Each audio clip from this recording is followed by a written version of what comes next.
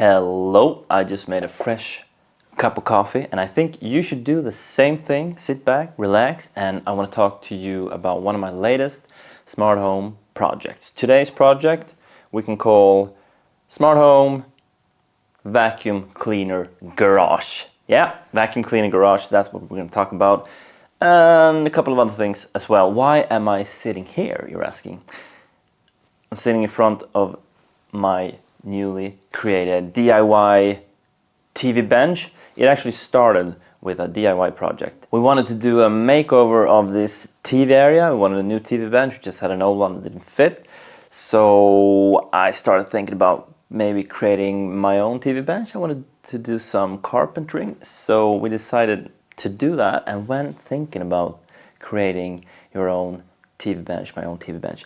I thought, maybe this is the perfect timing to create that garage for the smart home vacuum cleaner. Because, I mean, that's been a dream for a long time. Since I got the vacuum cleaner, I wanted a garage for it. I mean, doesn't everyone want a garage for their vacuum cleaner? You want to give that to your vacuum cleaner, somewhere nice to live. At least I want that. And now I thought, this is probably a perfect time to do that. So that's why I'm sitting here. Behind one of these doors, our vacuum cleaner now lives. You can guess which one until I get there to show you, but that's basically what I want to talk to you about today.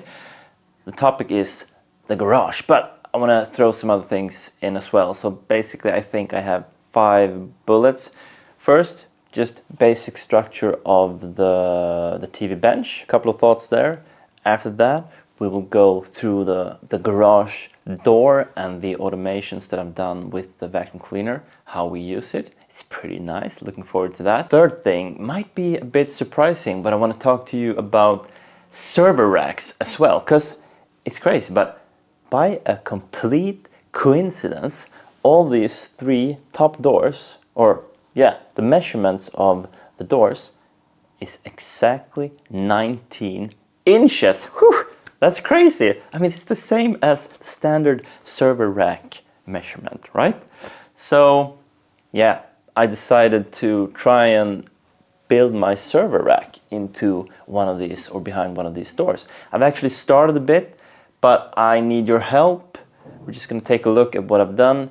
I need some advice, and hopefully some of you has some suggestions of how I could continue with my server rack solution. That's the third one. The fourth one, I want to talk about the TV. Just a couple of words about the TV. It's a Samsung The Frame TV. We had a goal of having 0 cables, and as you can see, there's 0 cables here. That's amazing. And it's pretty easy to do that with the frame TV or a TV that is created in the same way. So if you haven't seen a TV like that, I just want to show you how that works.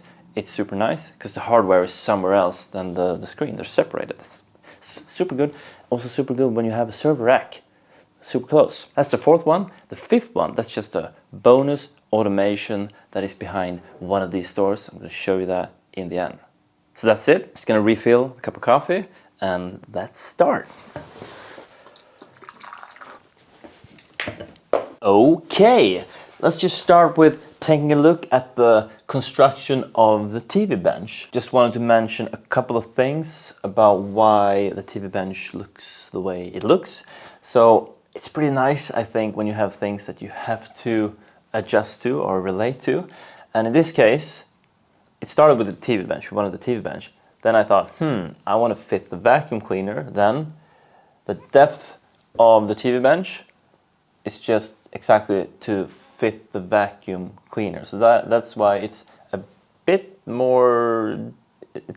deeper than an average TV bench, I think. I mean, there's probably benches like this as well, but it's a bit deeper, I think. The height of the bench is basically just adjusted to where we wanted the TV. It's about 12 to 15 centimeters above the bench, the TV. We wanted that space between, so that's why the bench ended up being this high. The height of this section is to fit the vacuum cleaner as well. The width of all the sections accidentally just happened to become 19 inches. Isn't that just amazing? Yeah, I had that thought as well. Maybe what happens if I take 19 inches times 3? Does that fit on this wall? And I tried that and it's like, yeah, it's perfect.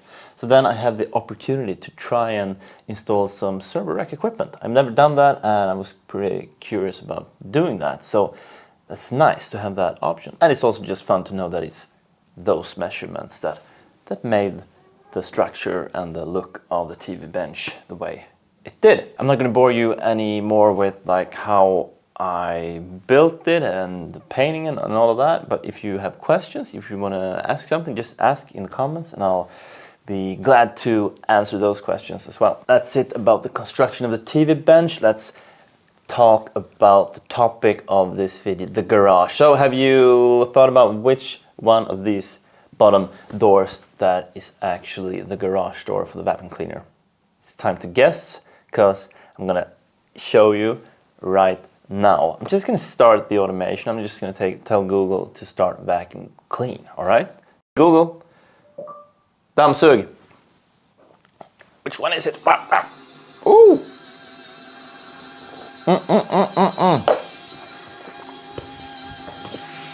Okay. It's the middle one, as you can see. It's not that fast. I bought a motor from Amazon.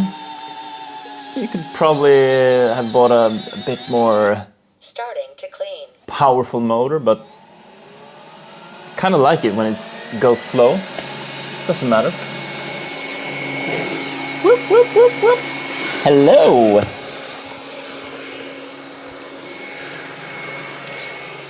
It always starts by cleaning its own little house. That's nice.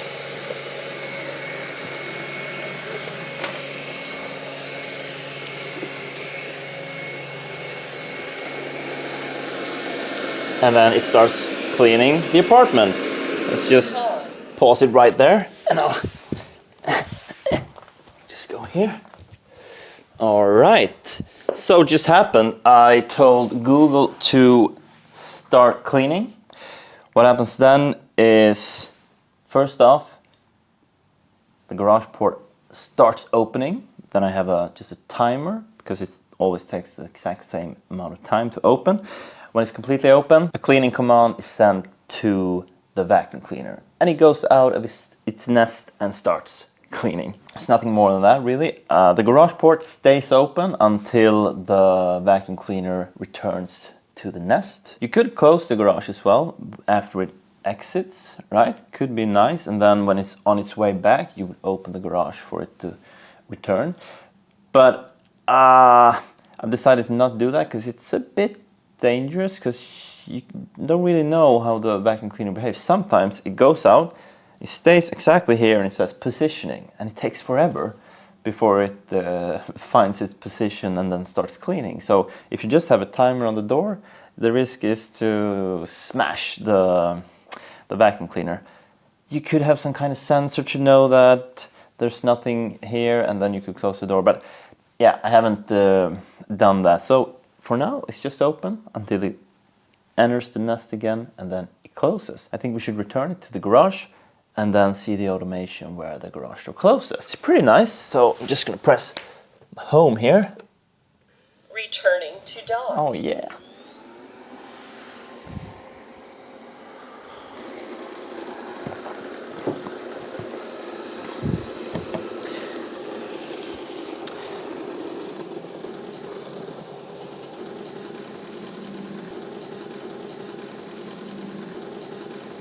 Charging.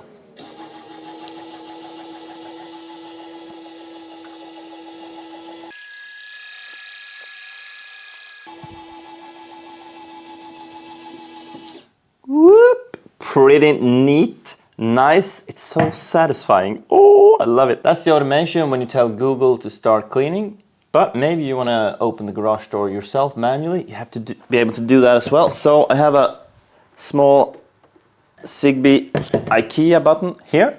So we'll try and use that as well. So I'll just press open and the garage door will open. I'll just go get a water tank to the vacuum cleaner to show another thing.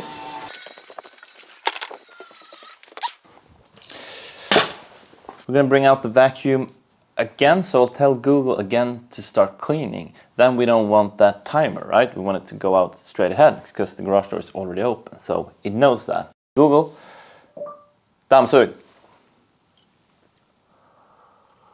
Starting to clean. So then it doesn't wait for the garage door to open because it's already open.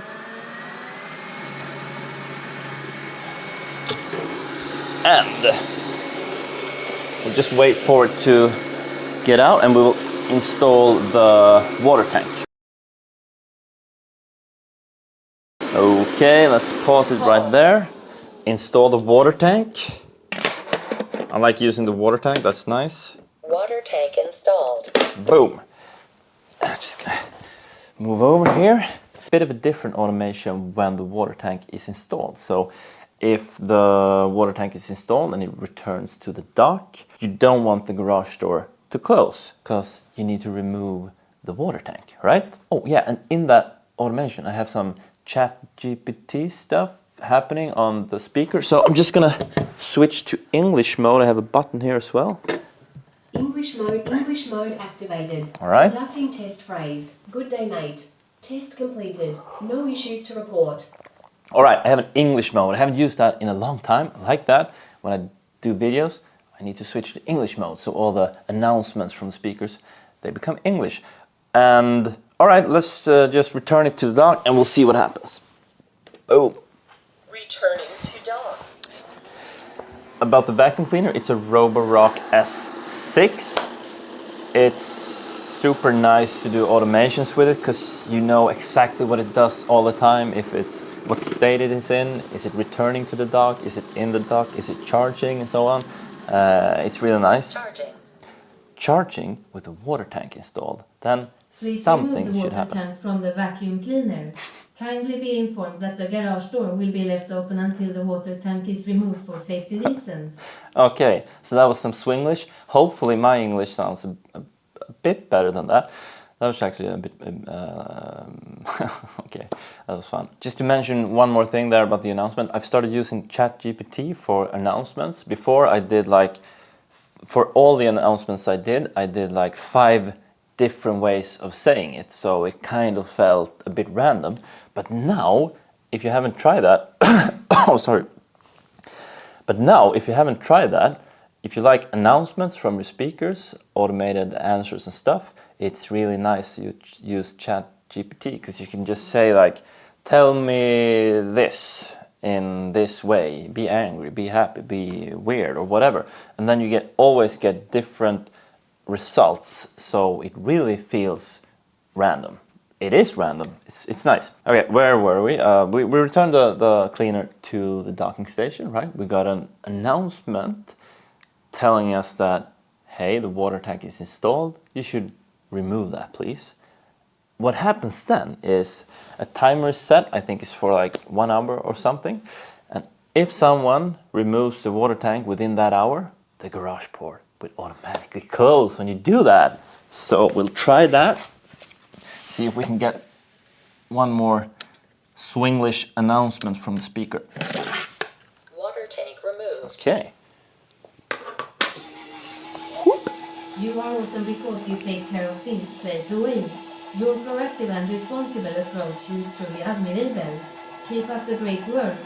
Oh wow, that's very positive. I like that. I don't know if you heard it, but she told me how great I am because I'm responsible. I'm always taking care of things straight away, not postponing them and things like that. It makes me, yeah, it makes me feel good about myself. That's nice. All right. Okay, I think that's basically the automations that I have for the cleaner right now. Doesn't need much more than that. Garage port automatically opens, automatically closes. You have some different approaches with water tank and without it. Manual opening, did I show you that? I think so, right? Yeah, I did. So yeah, we have the switch to open manually. You need that. Close it manually, of course. You can also control it with voice. Google, öppna garage. Jag vill Ja. öppna garage. Cool! Beautiful. Yeah, that's my vacuum cleaner garage dream come true. I love it. It's so nice to finally have it. Couple of other things. What have I used to create the garage door? It's ESP32 standard chip, and I've also got one of these. It's what do you call it? Motor controller.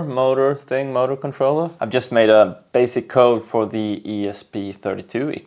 I communicate with the ESP32 over MQTT, so opening and closing, I just send commands over MQTT, 0 and 1, and then the motor controller, or whatever you call it, controls the motor that I have inside here.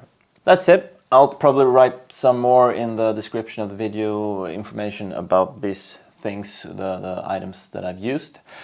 If you have questions, just ask them. It's not a tutorial, I'm just showing what I've done. But if you want to know more, just ask questions. Moving over to the third bullet, we were supposed to talk about server rack stuff. Just wanted to take the opportunity to do that. I've installed some server rack equipment here since it's 19 inches wide here. It's perfect. And yeah, I just wanted to show you. I've just started. It's absolutely not finished, but I'll show you. I'll open the door. Boom. I don't know if you see anything, but I'll make a separate video so you can see what it looks like. I'll just go over what I've done so far. I've just installed some rack mounts in the front and in the back. 8 power outlets, and that's probably the only thing that actually looks good now and is properly installed. The rest is just temporarily. I've ordered 2 shelves, and I've just put the equipment that I have in right now. So currently in the top we have my home lab server, or what do you call it? It's an Intel NUC running Proxmox. Here's my little Sonoff Zigbee stick. This little thing here is the ESP32 for the garage door. And in the middle shelf I have the TV. That's amazing. That's the 4th bullet that we're supposed to talk about. So we'll go over to that soon. And here's my router. This is it. You can see a ventilation hole here in the top. And that's where I want to ask some questions and see if someone can help me. Maybe. So it's getting a bit warm in there. Obviously, you need fans if you're creating a server rack, I guess. I actually tried a 19-inch rack, but that sounded horrible. You can't have that in a small apartment. That's not a good WAF factor there. So, yeah, I need a solution for that. I just made a ventilation hole in the top currently, but I'm thinking, this is what I'm thinking, and I would like you to comment if you have any better suggestions. I'm thinking I should probably install a ventilation hole similar to that in the top. I should do the same in the bottom here. That's what I'm thinking, because I need an airflow, I guess, to go in the bottom and out in the top. I mean, the best would probably to have a hole in the top, but that's not going to happen. That would look like crap. That's not going to happen. So we need to use the side here. That's the only solution.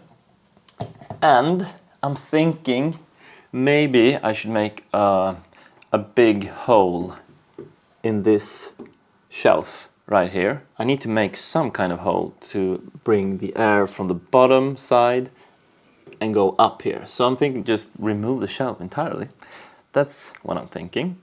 But the thing that I need help with is if any of you have a good suggestion for fans. I'm thinking maybe a fan in the bottom that brings air in, and then one in the top that pushes air out. Or is it enough with having something in the top just pushing air out, and that will automatically make that flow? I don't know. Maybe some of you have some good experience of small fans, any suggestions of brands or whatever. Small fans, It should sound as little as possible. Maybe you should have a big fan if you want it to sound, I don't know. Just give me all that you can if you want. That's it about the server rack. Enough about server racks. Moving over to the fourth bullet, the TV. So it's a Samsung, the frame TV. I was kind of stuck on getting the frame TV. Didn't do that much research when getting a new TV. Just knew that we want the frame TV and we want it kind of this big. So we bought one of those. It's I think it's 55 inches. Yeah, I love it. We wanted to have 0 cables, and that's just the thing that I want to mention. If you haven't had a modern TV like that, it's awesome with this solution. I think it's not just the frame TV that does this now, I think, but it's amazing to just have this. What you see up there is just a screen. It's nothing else. All the hardware for the actual TV, all the ports, the antenna ports, HDMI, all the other things that is not a screen in a TV, that it comes in a small box and you put that somewhere else. And that's perfect when I wanted a 19-inch rack here. So I just got a shelf and I've put the TV on one of the shelves. Just one single cable running from the screen to the TV hardware, the box that I showed you inside. And that's so nice. It makes it so easy to have 0 cables. So what we did here, we just made a hole in the wall and brought the cable from the screen into the wall. Then we did a hole in this height as well and brought the cable out. So the cable goes from the screen inside the wall into this cabinet, and then it moves over to this cabinet, then into the TV hardware. So that's the solution, and that's why there's no cables visible. That's amazing. I think if you see when you see a lot of pictures of the frame, you can see that small cable running in the middle downwards, and it kind of ruins that feeling of the TV actually just being a frame. So I think you get the perfect finish if the cable is not seen at all. If you can do that, that's nice. Do I have anything more to say about the TV? Maybe I can show you the frame. It's pretty nice. If you haven't seen the frame before, I'll just show you how it works. You can like remove the frame like this. It's magnets, and you just install it like that, kind of. Boom. So that's smart. We thought that there were not that many frames to actually choose from, and we're not perfectly satisfied with the finish of the frame. We think about actually creating our own frame. We'll see. That would be cool to get the exact finish that we want. But yeah, it's just a minor thing. Okay, that's it about TVs. That was the 4th bullet. Just have the surprise automation left, and it's actually behind me. So move over here, and I'll need my phone, I think. Last thing, the surprise automation is behind this locker. Just some background information on this one. So I like snacks, chips, candy. I love it. I want to have it at home all the time. Like, I want to be able to eat chips whenever I want to, right? So I buy a lot of chips. And my girlfriend, she can't really handle having that you have chips and candy at home all the time, because if you have it, she eats it. And it's not, I don't think this is a problem. She can eat as much as you want to, but she thinks it's a problem, so she gets angry on me because I'm buying chips and candy. But I can control myself, so it's not a problem for me. But she thinks it's a problem, so she asked me to not buy that much chips. And I said, I can't do that. I need to have that available all the time. So I thought, okay, maybe I can do like a safe for the chips, so she can't get to them even if she knows they're here. So this is kind of the liquor cabinet, and also the place where I put all my chips in, right? Or candy, if I buy that. I have a open close sensor here, a Cara, so you know when it's open and it's closed. So what I've done is that I've created an alarm function. I have an alarm that I can activate and deactivate. So it's a candy storage alarm, I call it. Right now, the alarm is not activated, so you can open and close this door as much as you like. But I will activate the alarm. So I have that available on Google Home. It's called Candy Alarm. So I'll just press that one. And to activate that switch in OpenHab, you need a code.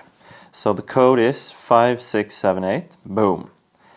All right. So now the alarm, the candy alarm, is activated. So if someone opens the door now, hell should break loose. Okay. Open the door.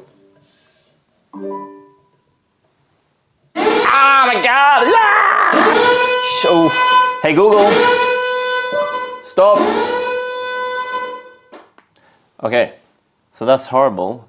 My girlfriend does not want that to happen. So this is the perfect solution for me to have chips and candy all the time because I need it, but also to solve the problem with my girlfriend's lack of self-control. Yeah, that's it. I hope you don't think I sound horrible. I mean, she wanted this. She can eat as much as you want to. It's not a problem. She wants it, okay? It's pretty good. And now, if the alarm has triggered, it will not trigger again. And I will get notifications as well. So I know if someone has been in my candy storage stealing candy or chips. It's pretty good. Right now, it's kind of empty. Just have some boring grandma candy here. So, but I think it's a good finish. Have candy. That's what I wanted to talk about, the vacuum cleaner garage project, plus a couple of other things. Hope you enjoyed it. Take care. Cheers. Bye.